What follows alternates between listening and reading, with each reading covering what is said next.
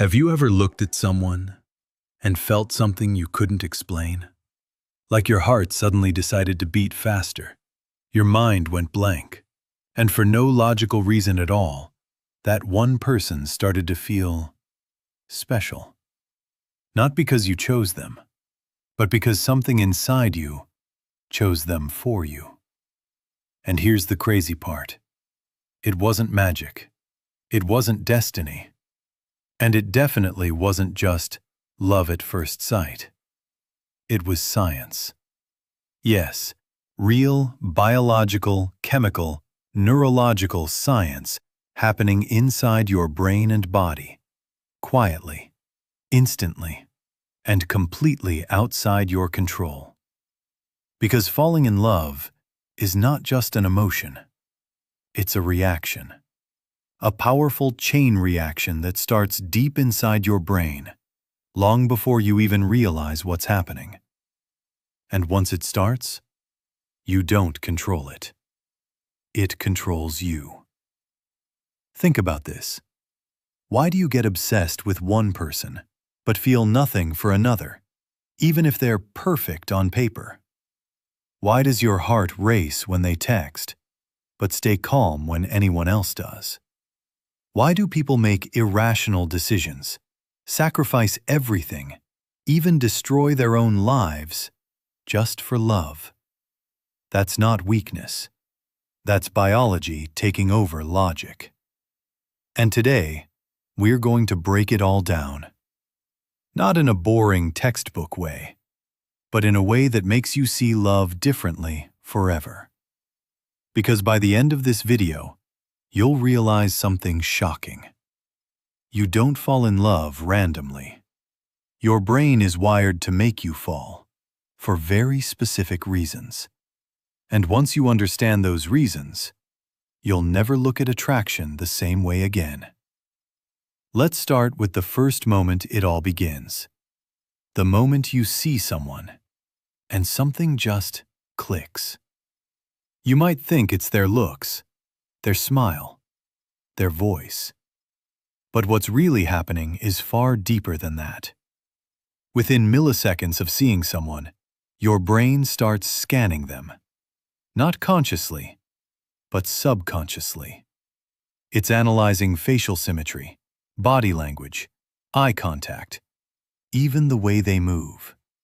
And based on that, it makes a decision. Is this person worth my attention? But here's where it gets interesting. Your brain isn't just judging beauty. It's searching for compatibility, signs of health, signs of genetic strength, even signs of emotional safety. All of this in less than a second. And if the brain likes what it sees, it releases something powerful. Dopamine, the same chemical linked to pleasure, reward, and addiction. Suddenly, that person doesn't just look good, they feel good. Your brain literally rewards you for noticing them. And that's where attraction begins. Not in your heart, but in your neural pathways. Now imagine this. You see them again, and again. Each time your brain releases a little more dopamine, a little more excitement, a little more curiosity, until slowly, that person becomes a source of happiness. And without realizing it, you start craving them, their presence, their attention, their validation. And this is where things start to get dangerous. Because at this stage, you're not thinking clearly anymore. Your brain is slowly shifting from logic to emotion, from control to craving. And it's all happening because of chemicals, not feelings. But dopamine is just the beginning. Because as attraction grows, another chemical enters the picture. Serotonin. And this is where love starts to feel like madness. Studies have shown that people in the early stages of love actually have serotonin levels similar to people with obsessive-compulsive disorder. That means when you're in love, your brain is literally behaving like it's obsessed. You think about them constantly. You replay conversations. You analyze every word, every text, every look. Why did they say that? What did they mean? Do they feel the same way? It's not just overthinking. It's your brain stuck in a loop. Because love, at this stage, is not peaceful. It's intense, unstable, addictive. And just when you think it can't get any stronger, your body releases something even more powerful: adrenaline. Now your heart races when you see them. Your palms get sweaty. Your voice changes. You feel nervous, excited, alive. This is why love feels like a roller coaster. Because your body is literally in a heightened state of alert. It thinks something important is happening, something that matters for your survival. And in a biological sense, it is. Because deep down, love isn't just about emotions. It's about reproduction, survival, continuing the human species. That's the real reason your brain takes it so seriously. Not because of romance, but because of evolution. And here's the truth most people don't realize. You don't fall in love with the best person. You fall in love with the person your brain believes is best for you. And sometimes, your brain gets it wrong. So the next time you feel your heart racing, your mind obsessing, your world starting to revolve around one person, ask yourself this: is it really love? Or is it just your brain playing chemistry? This is just the beginning. Because what we've talked about so far is only the first stage of love: attraction. The easiest stage, the most exciting stage, but also the most deceptive. In the next part, we're going deeper into attachment, into emotional bonding, into the chemicals that make you stay, even when you know you shouldn't. And trust me, that's where things get really interesting. So now, you're already hooked. You think about them all the time. Your mood depends on their texts. Your day feels incomplete without them. At this point, it doesn't feel like a choice anymore. It feels like you need them. And that's exactly where the next stage of love begins: attachment. Because attraction can pull you in, but attachment is what makes you stay. Even when things get complicated.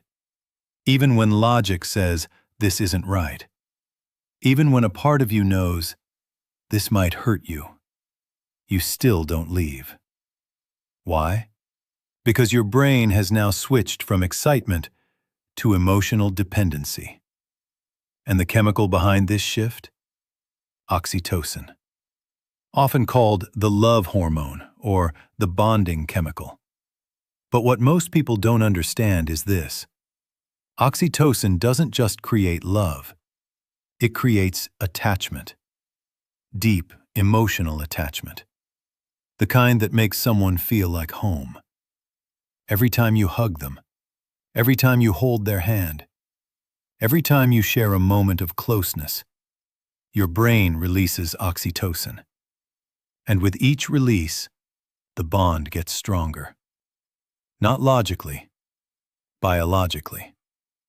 This is why physical closeness matters so much in relationships. Because it's not just emotional, it's chemical reinforcement. Your brain is literally saying, this person is safe. This person is important. Stay close to them. And over time, something powerful happens. That person becomes your comfort zone, your safe place, your emotional anchor. But here's where things get dangerous. Because once attachment forms, your brain starts to fear losing them. And that fear is not small. It's intense. Because your brain now treats that person like a necessity, not an option. Almost like food or oxygen. So when there's distance, silence, or uncertainty, your brain reacts. That anxiety you feel when they don't reply, that overthinking at night, that sudden drop in mood when something feels off, that's not just emotion, that's withdrawal. Yes, love can create withdrawal symptoms. Because the same reward system that dopamine activated in the beginning is now dependent on that person. And when the supply is interrupted, your brain panics. This is why people stay in toxic relationships. Not because they don't see the problem, but because their brain is addicted to the person, even when it hurts. And it gets even deeper than that. Because attachment is not just about the present, it's also shaped by your past. The way you love, the way you react, the way you hold on or push away. All of it is influenced by something called attachment style. If you grew up feeling secure, loved, emotionally safe, you're more likely to have a secure attachment. You trust easily. You communicate openly. You don't panic over small things. But if love in your past was inconsistent, unpredictable, or painful, your brain adapts. Some people become anxious. They crave love, but constantly fear losing it. They overthink. They need reassurance. They feel deeply, but also suffer deeply. Others become avoidant. They want connection, but fear vulnerability. They pull away. They shut down. They struggle to fully open up. And here's the truth. Most people don't realize they're not just reacting to the person in front of them. They're reacting to their past, to old emotional patterns, to wounds they didn't even know they had. So sometimes, it's not that you love them more. It's that your brain is trying to fix something through them. And that's why love can feel so powerful, so overwhelming, so hard to let go. Because it's not just about them anymore. It's about what they represent. Comfort, validation, security, meaning. And when all of that is tied to one person, losing them doesn't just feel like losing someone. It feels like losing a part of yourself. And this is where heartbreak begins. Because when that bond breaks, when the texts stop, when the presence disappears, your brain doesn't understand. It only knows one thing. Something important is gone. And just like it learned to depend on that person, now it has to learn to live without them. Which is why heartbreak feels physical. Heavy chest, loss of appetite, sleepless nights, constant thoughts. It's not in your head. It's in your biology. Brain scans have actually shown that heartbreak activates the same regions as physical pain. Meaning, your brain processes emotional loss, like injury. That's why it hurts so much. Not because you're weak, but because your brain is wired that way. And here's the hardest truth of all. The same system that made you fall in love is the same system that makes it so hard to move on.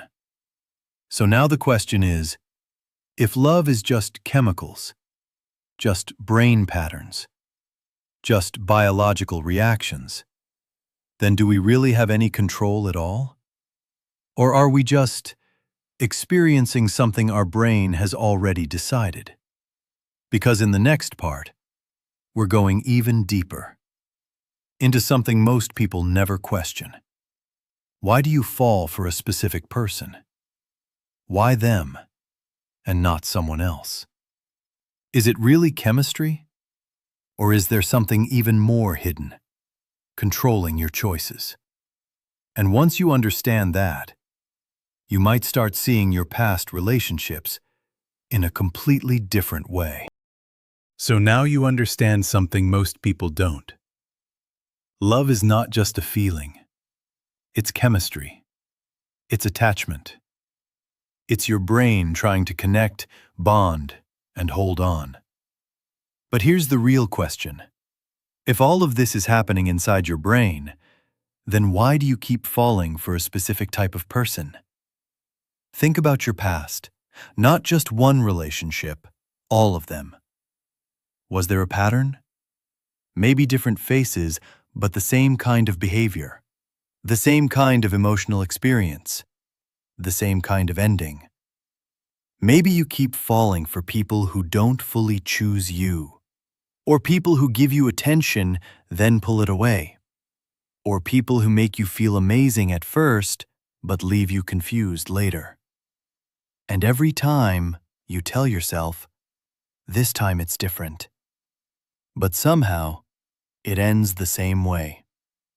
That's not coincidence. That's conditioning. Because your brain doesn't just look for love. It looks for familiar love. Even if that familiarity is painful. Even if it's toxic. Even if it hurts you. Your brain is wired to repeat what it already knows, because what's familiar feels safe, even when it's not. Let that sink in. Sometimes you're not attracted to what's good for you. You're attracted to what feels known to you. And this is where something dangerous begins. Something most people never realize they're trapped in. Trauma bonding. This is not normal love. This is not healthy attachment. This is a psychological loop built on emotional highs and lows.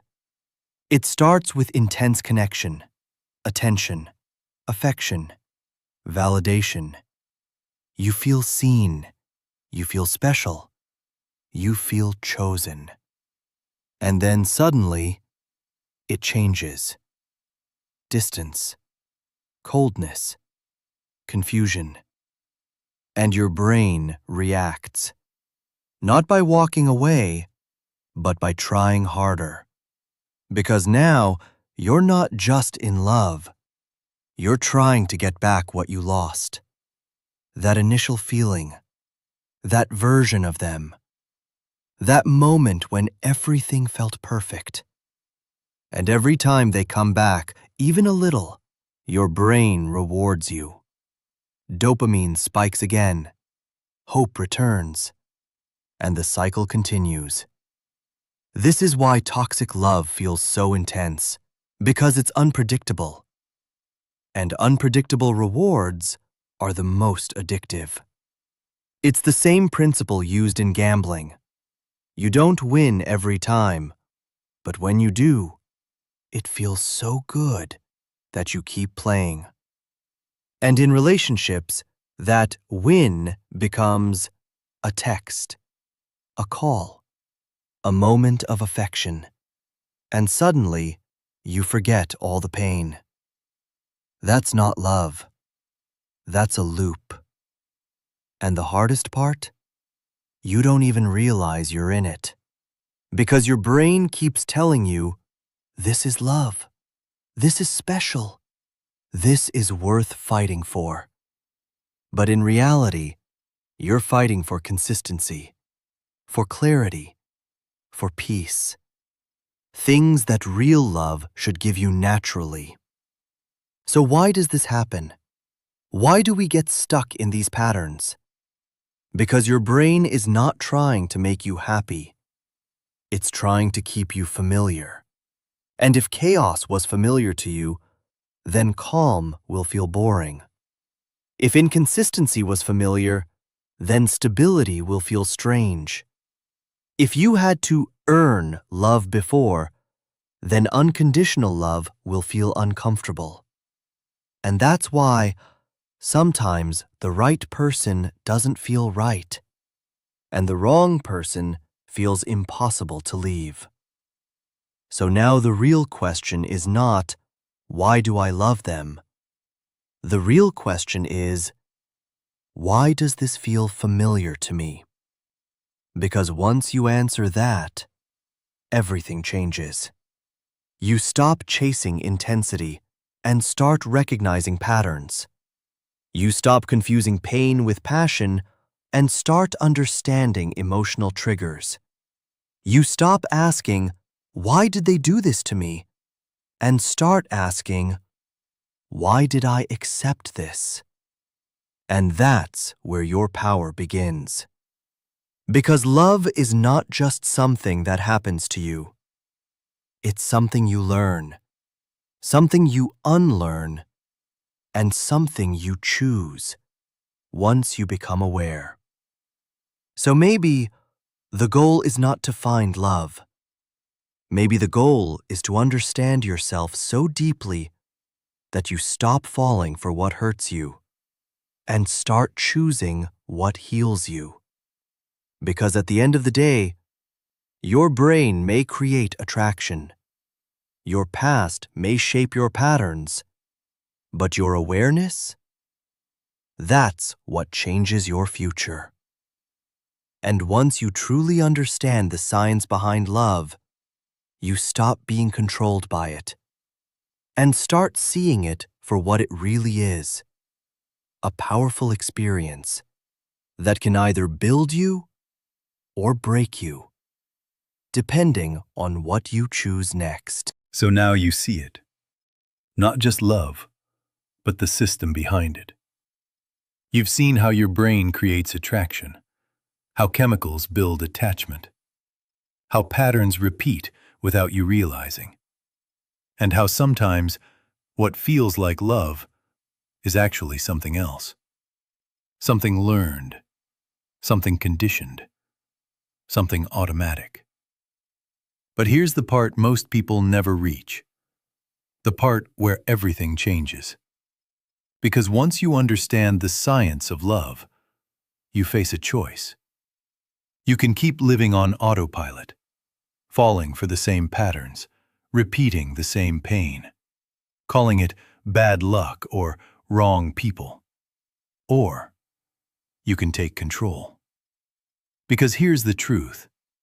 You may not control who you feel attracted to at first, but you absolutely control who you choose to stay with. And that one decision changes everything. Healthy love doesn't feel like a roller coaster. It doesn't leave you confused. It doesn't make you question your worth.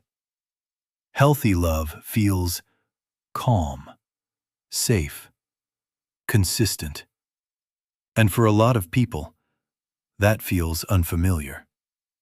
Not because it's wrong, but because they've never experienced it before. This is why people walk away from good relationships. Because peace feels boring when you're used to chaos. But here's what you need to understand. Boring is not bad. Boring is stable. Boring is predictable. Boring is peaceful. And peace is what your mind actually needs. So how do you break the cycle? How do you stop falling into the same patterns? It starts with awareness. The next time you feel that intense pull towards someone, don't just ask, do I like them? Ask something deeper. Why do I like them? Do they make you feel secure? Or do they make you feel anxious? Do they bring clarity or confusion? Do they show consistency or just moments of intensity? Because attraction can lie, but patterns don't. And here's something most people won't tell you. Letting go is not just emotional. It's biological. When you walk away from someone you're attached to, your brain resists. It craves them.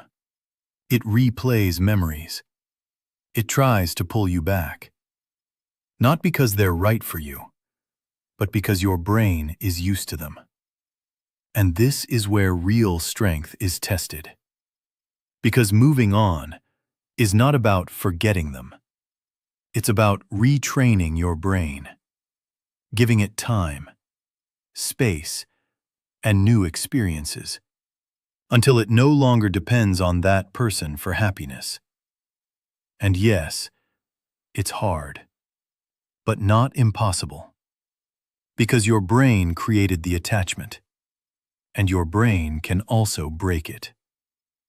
So maybe love isn't just about finding the right person. Maybe it's about becoming the kind of person who doesn't lose themselves in the wrong one. Because at the end of the day, the strongest people are not the ones who love the hardest. They're the ones who know when to stay and when to walk away. So the next time you feel that rush, that excitement, that pull toward someone, don't ignore it. But don't blindly trust it either. Understand it. Question it. Be aware of it. Because love is powerful. But awareness is power. And once you truly understand the science behind love, you stop chasing feelings and start choosing what's right. You don't fall in love by accident. Your brain is literally programmed to make you addicted to a specific person. And that's why you keep getting hurt.